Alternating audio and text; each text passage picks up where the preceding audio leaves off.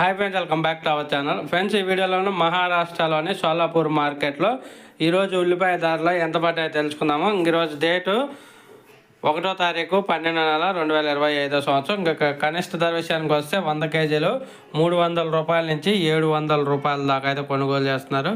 300 rupees to 700 rupees.